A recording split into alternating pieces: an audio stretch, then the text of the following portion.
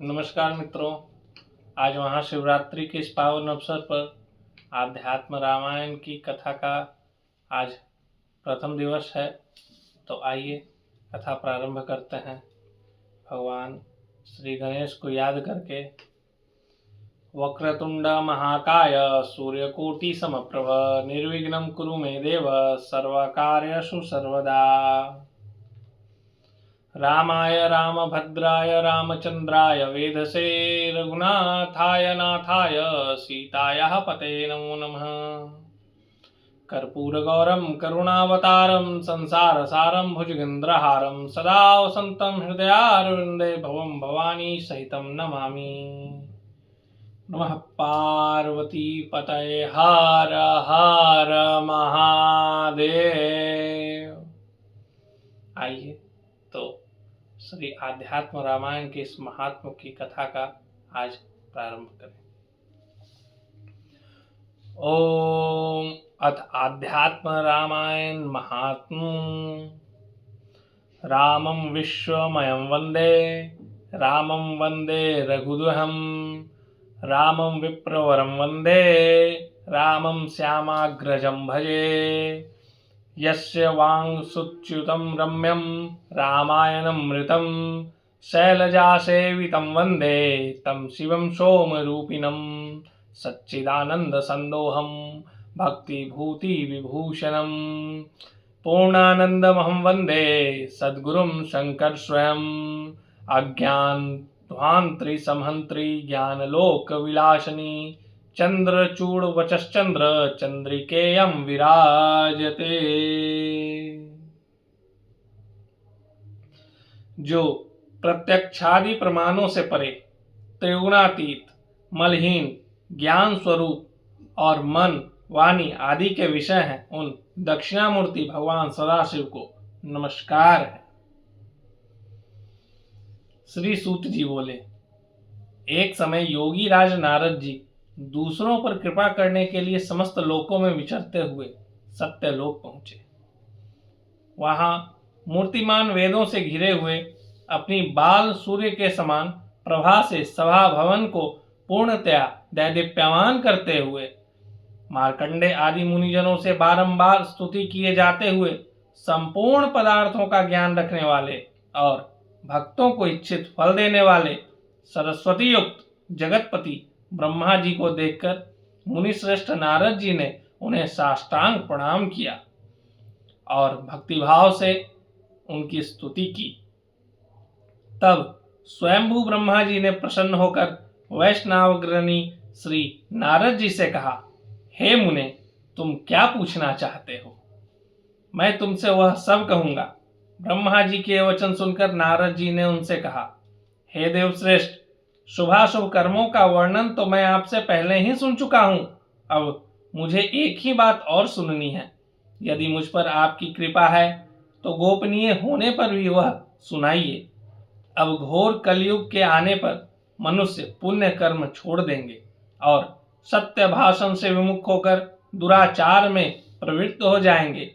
वे दूसरों की निंदा में तत्पर रहेंगे, दूसरों की धन की इच्छा करेंगे, पर स्त्री में चित्त लगावेंगे और पराई हिंसा करेंगे। वे मूढ़ देह में ही आत्मबुद्धि वाले और नास्तिक होंगे।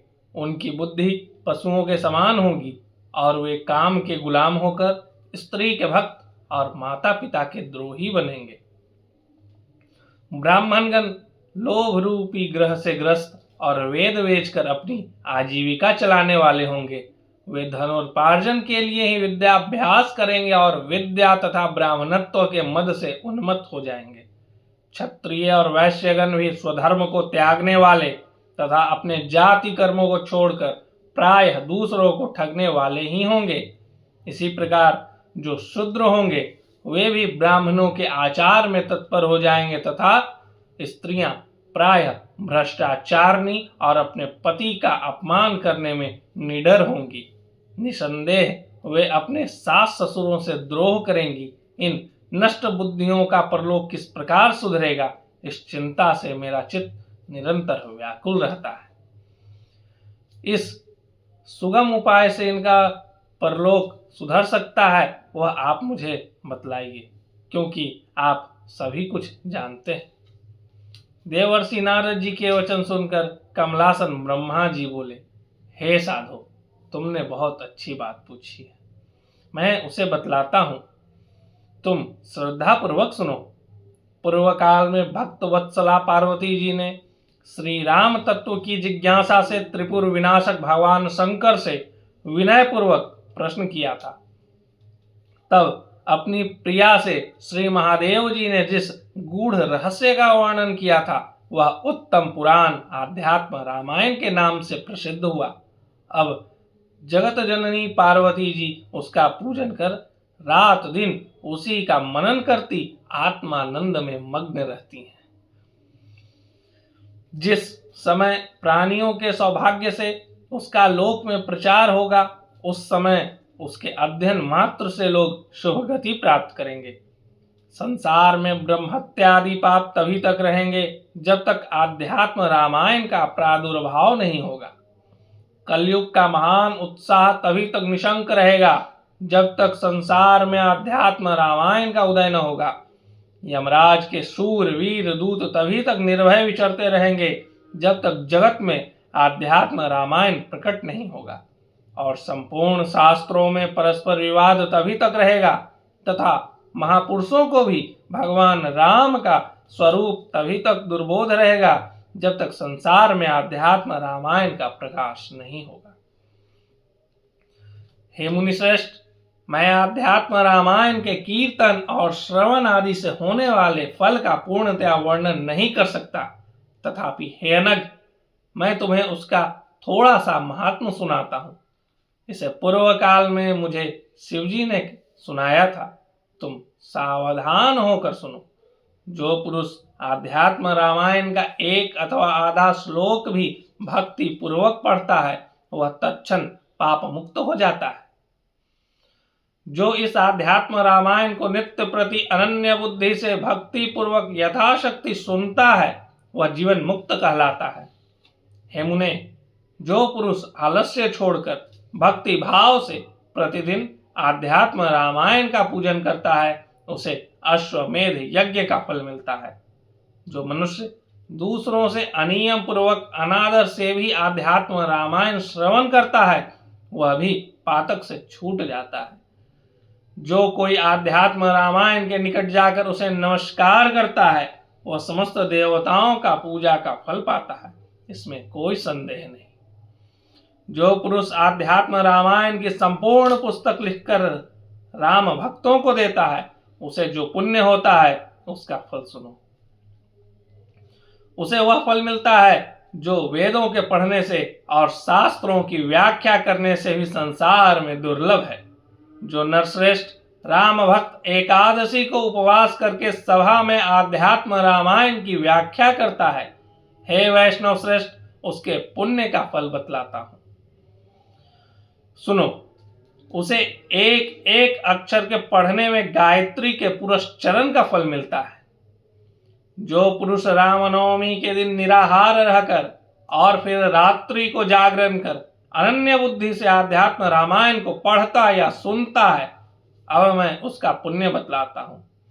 कुरुक्षेत्रादि संपूर्ण पवित्र तीर्थों में सर्वग्रस्त सूर्य ग्रहण के समय अनेकों बार व्यास जी के समान ब्राह्मणों को अपने बराबर धन देने से जो फल होता है उसे वही फल मिलता है, इसमें कोई संदेह नहीं।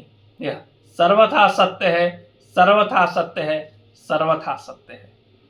जो मनुष्य अहिर्निश प्रसन्न चित्त से आध्यात्म रामायण का गान करता है उसकी आज्ञा की इंद्रादि देवगण प्रतीक्षा किया करते हैं।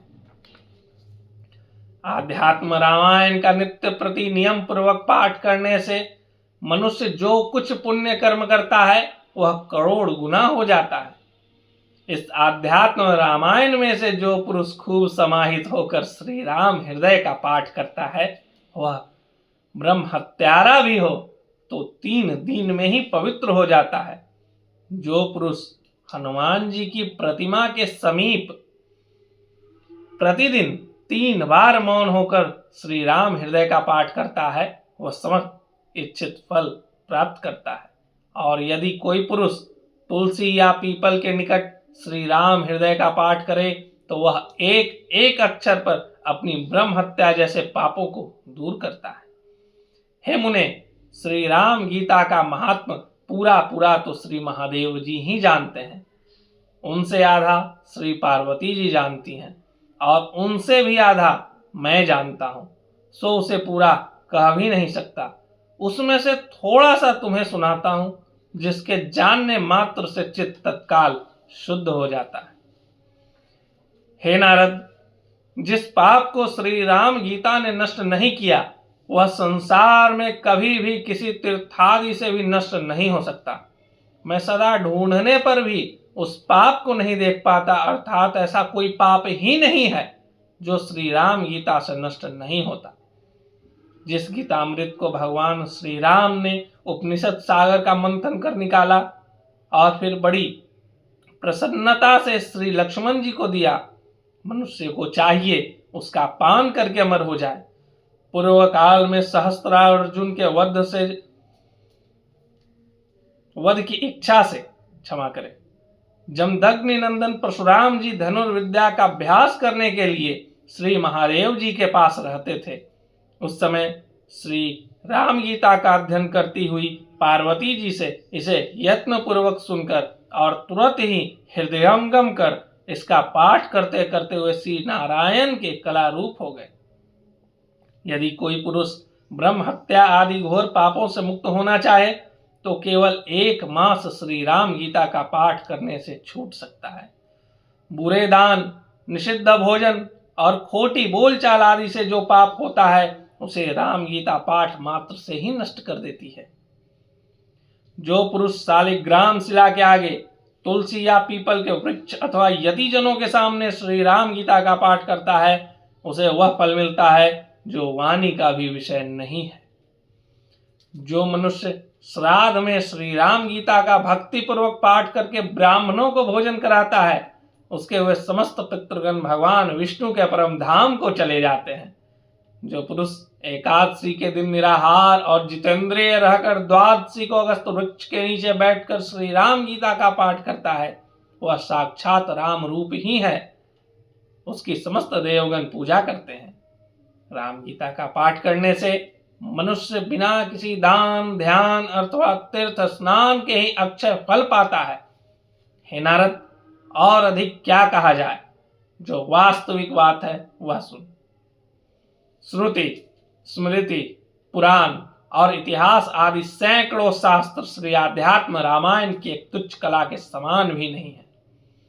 यह आध्यात्म रामायण श्री ब्रह्मा जी ने मुनिराज नारद से कहा, इसे जो मनुष्य श्रद्धा पूर्वक पढ़ता या सुनता है वह देवताओं से पूजित होकर श्री विष्णु भगवान का पद प्राप्त करता है।